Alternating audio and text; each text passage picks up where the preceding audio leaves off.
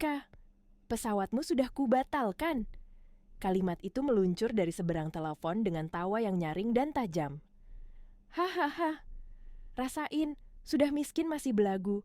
Levelmu itu naik ojek, bukan pesawat.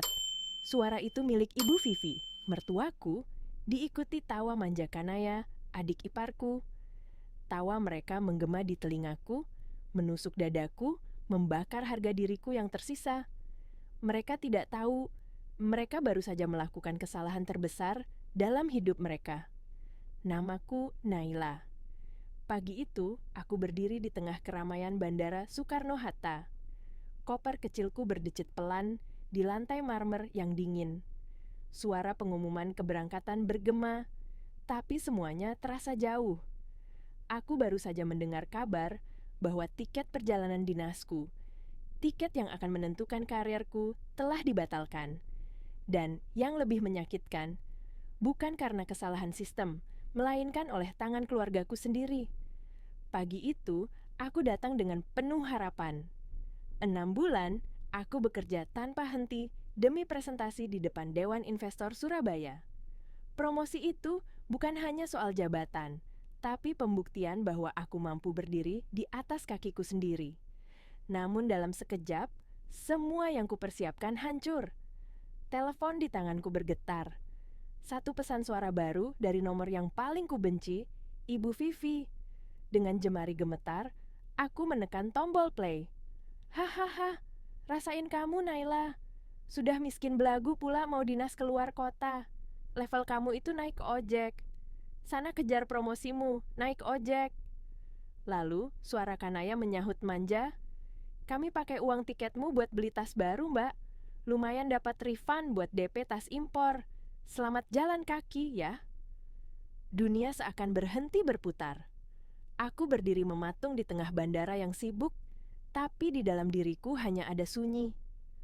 Aku sudah terlalu lama diam, terlalu sering menelan hinaan mereka. Tapi kali ini mereka sudah melangkahi batas terakhirku. Dan mereka tidak tahu, aku, Naila, bukan lagi perempuan yang bisa diinjak. Hari ini, aku akan membalas. Naila berdiri di depan counter check-in yang lengang. Hanya satu keluarga di depannya. Ia menarik napas panjang, mencoba menenangkan jantung yang berdebar cepat. Hari itu bukan perjalanan biasa. Ini adalah presentasi final proyek yang ia rintis sendiri selama 6 bulan. Jika berhasil, promosi menjadi manajer regional sudah menantinya. Promosi itu bukan hanya soal jabatan, tapi soal harga diri. Ketika gilirannya tiba, Naila menyerahkan kartu identitas dan kode booking. Petugas tersenyum sopan, lalu perlahan senyum itu memudar. Jarinya berhenti di keyboard.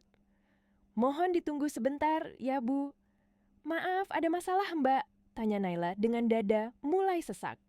Status tiket, Ibu, dibatalkan, jawab petugas pelan. Dibatalkan? Tidak mungkin. Coba dicek lagi, mungkin salah sistem. Saya sudah cek 3 kali, Bu. Tiket ini dibatalkan lewat panggilan call center 1 jam yang lalu. Dan dana refundnya sudah ditransfer ke rekening lain, bukan atas nama Ibu. Kepala Naila berputar. 1 jam yang lalu. Siapa yang melakukannya? Dengan tangan gemetar, ia membuka ponsel. 15 panggilan tak terjawab dari Ibu Vivi, 5 dari Kanaya, 1 pesan suara baru. Ia menempelkan ponsel ke telinga. Tawa mereka bergema, tawa yang dulu ia tahan demi menjaga pernikahannya. Kini tawa itu menjadi api dalam dadanya. Selama 3 tahun menikah, ia sudah menelan terlalu banyak penghinaan. Ia diam ketika perhiasannya dipinjam dan tak kembali. Ia diam ketika uang pribadinya diambil paksa untuk arisan keluarga. Ia diam ketika suaminya selalu gagal membelanya. Tapi hari ini mereka bukan hanya menghina, mereka menghancurkan karirnya. Namun, entah kenapa, air matanya tak turun. Yang tersisa hanyalah rasa dingin. Tenang, tapi berbahaya. Ia menatap jam besar di dinding terminal. Masih ada penerbangan lain ke Surabaya. Tapi sebelum itu, ada yang lebih penting. Ia duduk di kursi tunggu, membuka aplikasi mobile banking. Ibu Vivi dan Kanaya telah memulai perang di waktu yang salah. Mereka lupa satu hal. Naila adalah akuntan. Ia yang memegang semua rekening, semua kartu tambahan, semua catatan keuangan keluarga. Langkah pertama, memblokir permanen kartu kredit atas nama Vivi dan Kanaya. Langkah kedua, memindahkan semua uang pribadinya ke rekening rahasia. Langkah ketiga, menghentikan semua auto debit, tagihan rumah mewah mereka. Dalam 10 menit, ia menutup semua akses hidup mewah mereka. Selamat datang di dunia nyata, Bu Vivi, gumamnya. Kalau listrikmu padam dan mobilmu ditarik debt collector, mungkin baru kau tahu rasanya direndahkan. Ia menutup aplikasi bank, membuka aplikasi maskapai lain, dan membeli tiket baru. Bukan kelas ekonomi, tapi first class. Ia membayar dengan kartu dinas kantor. Bukan untuk pamer, tapi untuk mengingatkan dirinya sendiri bahwa harga dirinya tak bisa dibeli oleh siapapun.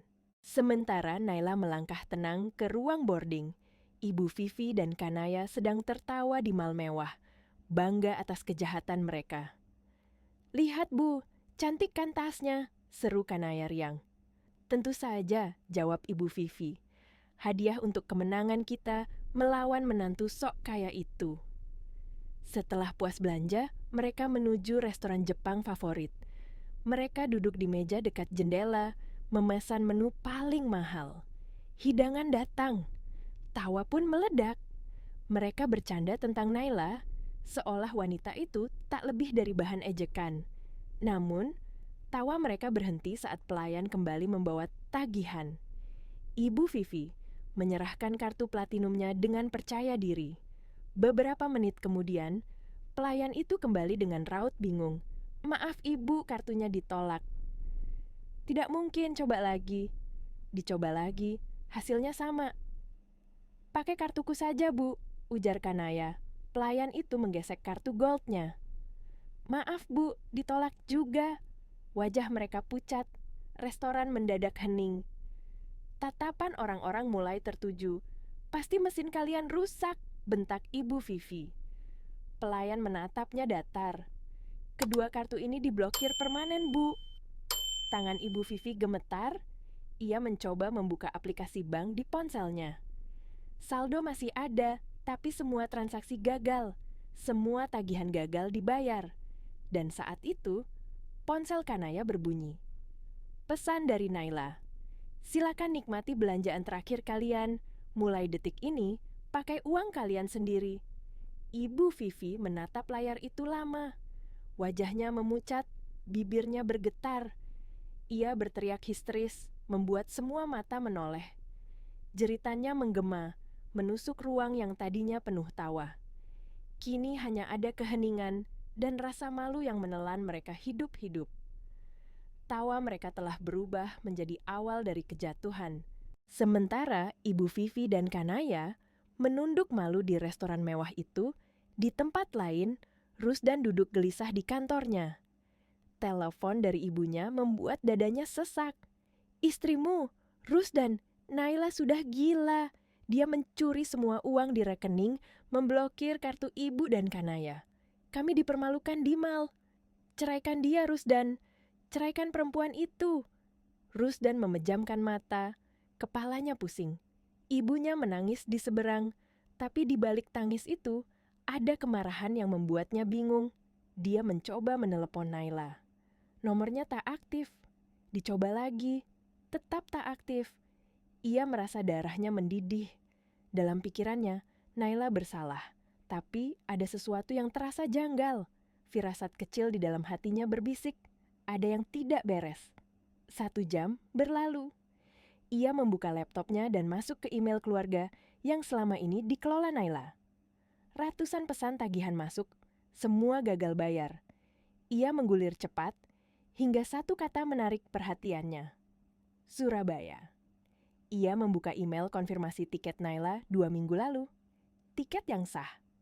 Lalu di folder trash, ada email pembatalan tiket pada pukul 6 pagi, dan satu lagi, konfirmasi refund. Rusdan menatap layar itu lama. Nomor rekening tujuan Rifan itu familiar. Nomor rekening Kanaya. Tangannya gemetar. Ia membuka folder voicemail otomatis dari ponsel Naila. Satu file, dikirim pukul 6 pagi, pengirim Ibu Vivi. Ia menekan play. Terdengar tawa ibunya. Hahaha, rasain kamu. Sudah miskin belagu pula mau dinas keluar kota. Level kamu itu naik ojek. Disusul suara Kanaya, manja tapi menusuk. Kami pakai uang tiketmu buat beli tas baru, Mbak. Lumayan, dapat refund buat DP tas impor. Suara tawa itu menusuk telinganya seperti paku. Rusdan memejamkan mata, wajahnya memucat. Ia berlari ke kamar mandi, muntah sejadi-jadinya. Ia muntah bukan karena sakit perut, tapi karena jijik. Jijik pada keluarganya sendiri. Dan lebih dari itu, jijik pada dirinya. Ia teringat semalam ketika membentak Naila. Ia memintanya membuka blokir kartu ibunya tanpa mendengar penjelasan sedikit pun. Ia membela orang-orang yang ternyata mencuri dan mempermalukan istrinya. Ia menatap dirinya di cermin. Wajah yang selama ini ia banggakan kini terlihat asing. Matanya kosong, kulitnya pucat. Siapa aku? Bisiknya pelan. Seorang pengecut, anak yang buta, suami yang gagal. Tanpa pikir panjang, ia mengambil kunci mobil dan melaju ke rumah ibunya. Mobilnya berhenti di halaman dengan rem mendadak. Ia membuka pintu rumah dengan keras. Di ruang tamu, Ibu Vivi dan Kanaya duduk santai, menonton sinetron. Wajah mereka seperti tak punya dosa. Nah, itu Rusdan, seru Ibu Vivi senang. Gimana, Nak? Sudah kamu ceraikan perempuan itu.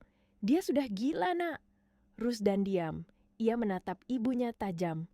Suaranya keluar pelan, tapi setiap kata terdengar berat. Levelnya ojek ya, Bu? Ibu Vivi menatapnya kaget. Rusdan, kamu dengar dari mana? Rusdan melangkah mendekat. Ibu batalkan tiket Naila kan? Dan uang refundnya dikirim ke rekening Kanaya. Kanaya tersentak, suaranya gemetar. Mas, itu cuma bercanda. Bercanda? Suara Rusdan meninggi. Kalian hampir menghancurkan karirnya. Kalian mencuri uangnya, lalu kalian memfitnah dia. Dan aku membela kalian. Ia memukul meja hingga vas bunga jatuh pecah berantakan. Suara itu menggema di seluruh ruangan. Ibu Vivi menatapnya. Air matanya mulai keluar. Tapi air mata itu bukan penyesalan, melainkan takut kehilangan kendali atas anaknya. Berani kamu membentak ibumu sendiri. Kamu anak durhaka, teriaknya. Semua ini salah istrimu. Perempuan mandul itu sudah merusak keluarga kita. Rusdan menatapnya dalam diam. Nafasnya berat. Dan dengan suara rendah, ia berkata, Mandul, iya Bu. Tapi bukan Naila. Ia menunduk. Saya yang mandul. Keheningan memenuhi ruangan. Kanaya menutup mulutnya, matanya membesar. Ibu Vivi membeku. Dokter sudah mengatakan 6 bulan lalu. Tapi hanya Naila yang tahu, dan Naila yang menutupi semuanya demi menjaga harga dirinya. Ibu tahu, lanjut Rusdan lirih, selama ini Naila yang melindungi saya dari rasa malu. Dia yang menenangkan saya, tapi ibu menghancurkannya. Air mata jatuh di pipinya. Lalu wajahnya menegang. Ibu, mulai hari ini, saya bukan lagi anak ibu. Ibu Vivi menjerit. Rusdan, anak durhaka, kamu bela perempuan itu, kamu akan dikutuk. Rusdan melangkah keluar tanpa menoleh. Jeritan itu memantul di dinding, lalu lenyap di belakang pintu yang tertutup keras. Hari itu, kebohongan berakhir. Dan untuk pertama kalinya, keadilan mulai berpihak pada yang selama ini diam. Naila tiba di Surabaya dengan hati yang berat, namun tatapan yang teguh. Ia tahu, setelah semua yang terjadi, tak ada lagi ruang untuk kelemahan. Ia akan memenangkan proyek itu, bukan hanya demi karirnya, tapi demi harga dirinya. Pagi berikutnya, di ruang rapat besar hotel berbintang 5, ia berdiri di depan dewan investor. 7 pasang mata menatapnya, menilai setiap gerak dan kata. Namun kali ini, tidak ada kegugupan. Ia berbicara dengan tenang, data dan argumennya mengalir jelas. Semua yang semalam menghancurkannya kini berubah menjadi bahan bakar. Presentasi berakhir dengan tepuk tangan panjang. Salah satu investor senior berdiri dan menjabat tangannya. Presentasi yang luar biasa, Bu Naila. Proposal Anda matang dan kami menyetujuinya. Naila menunduk sopan, bibirnya bergetar menahan haru. Ia berhasil. Sementara di Jakarta, Rusdan duduk termenung di kantornya, tidak bisa fokus bekerja. Suara ibunya dan Naila terus bertarung di kepalanya. Ia membuka laptop, menatap lagi email refund itu, bukti yang menghancurkan ilusi selama ini. Ia tahu, tak ada lagi alasan untuk membela ibunya. Sore itu, ia akhirnya menekan nomor Naila. Untuk pertama kalinya sejak semua terjadi, sambungan terhubung. Suara Naila terdengar datar, tenang. "Aku di Surabaya," katanya singkat. "Surabaya," suara Rusdan terkejut. "Tapi tiketmu ditutup oleh ibumu dan uang refundnya dikirim ke Kanaya." "Hening, kalau mau tahu kebenarannya, tanya mereka." "Naila, kamu jangan salah paham." Naila memotongnya. "Sudah cukup, Rusdan. Aku tidak mau berdebat. Aku punya rapat penting besok. Jangan ganggu aku." Sebelum Rusdan sempat menjawab, panggilan terputus. Ia menatap layar ponsel lama sekali. Nada suara itu dingin, tapi kuat. Bukan lagi suara istri yang ia kenal. Itu suara seorang perempuan yang akhirnya memilih untuk berdiri sendiri. Hari berganti. Setelah proyeknya resmi disetujui, Naila kembali ke Jakarta. Namun ia tak pulang ke rumah. Ia memilih menginap di hotel. Rusdan menelpon berulang kali, tapi hanya satu yang dijawab. "Naila," suaranya serak. "Aku tahu semuanya. Aku dengar rekamannya. Aku lihat buktinya. Aku minta maaf." Naila diam. Di seberang hanya terdengar napas beratnya. "Maaf, Rusdan," katanya pelan. Kata itu murah sekali setelah semua yang terjadi. "Aku tahu," suara Rusdan bergetar. "Tapi aku akan perbaiki semuanya. Aku janji." "Janji?" Naila menatap keluar jendela, menahan air mata. "Kamu mau lakukan apa, Rusdan? Menyuruh ibumu minta maaf? Menutup semua seolah tak pernah terjadi?" "Naila, tolong," suara Rusdan nyaris pecah. "Aku akan lakukan apa saja. Aku ingin kita bicara. Aku ingin kamu pulang." "Aku akan pulang," jawab Naila tenang. "Tapi bukan ke rumah itu." "Kenapa?" "Karena di rumah itu, aku tidak dihormati. Kalau kamu masih tinggal di sana, itu artinya kamu sudah memilih." Telepon terputus lagi. Keesokan paginya, Rusdan mengetuk pintu hotel tempat Naila menginap. Ia tampak letih, matanya merah. Naila duduk di sofa, menyeruput kopi dengan tenang. "Kamu sudah memilih?" tanyanya tanpa menatap. "Aku sudah," jawab Rusdan. "Aku pilih kamu." Naila mengeluarkan sebuah amplop coklat dari tasnya dan meletakkannya di meja. "Ini sertifikat rumah kita," katanya. Rusdan membuka, matanya membesar. Nama di sertifikat itu hanya satu, Naila. "Aku beli rumah itu sebelum menikah. Aku sengaja tidak memberitahumu karena aku tahu bagaimana ibumu." Di dalam amplop itu ada surat kedua. "Surat pengosongan," ujar Naila. 3 hari untuk Ibu Vivi dan Kanaya angkat kaki dari rumahku." Rusdan menatapnya tak percaya. "Naila, ini ibuku." "Dan aku pemilik rumah itu," jawab Naila tegas. "Selama 3 tahun aku diam. Tapi sekarang, aku tidak akan tinggal satu atap lagi dengan orang yang menghancurkan hidupku." Ia berdiri, menatap Rusdan lurus-lurus. "Kamu punya 3 hari juga. Setelah mereka pergi, rumah itu akan kosong. Kau mau tinggal dengan siapa, Rusdan? Bersamaku atau bersama masa lalumu?" Naila berjalan meninggalkan lobi hotel tanpa menoleh. Rusdan berdiri kaku, amplop itu terasa berat di tangannya. 3 hari. Waktu yang akan menentukan seluruh hidupnya. 3 hari yang diberikan Naila terasa seperti 3 tahun bagi Rusdan. Ia tahu keputusan apapun yang ia buat akan mengubah seluruh hidupnya. Namun pada akhirnya, ia memilih untuk pulang ke rumah, bukan untuk membela ibunya, tapi untuk menjalankan keputusannya. Di ruang makan, Ibu Vivi dan Kanaya sedang makan mie instan. Wajah mereka tampak letih, tak semegah dulu. Ketika Rusdan masuk, Ibu Vivi langsung tersenyum lega. "Rusdan, akhirnya kamu pulang, Nak." Ibu khawatir sekali. Rusdan tidak menjawab. Ia meletakkan amplop coklat di meja, tepat di antara dua mangkuk mie. "Buka dan baca," katanya datar. Kanaya menyeka mulutnya. "Apa ini, Mas?" "Baca saja." Ibu Vivi membuka amplop itu dengan kesal. Ia menarik keluar beberapa lembar kertas, membaca cepat, lalu wajahnya membeku. Nama di sertifikat itu membuatnya terdiam. "Naila," suaranya parau. "Ini rumah kamu?" Rusdan menatap lurus. "Rumah Naila, Bu. Dibeli lunas dengan uangnya sendiri sebelum kami menikah." Wajah Ibu Vivi memucat. Tangannya bergetar saat membuka lembar berikutnya, surat pengosongan. 3 hari. Ia menatap Rusdan dengan marah. Dia berani mengusir ibu mertuanya sendiri.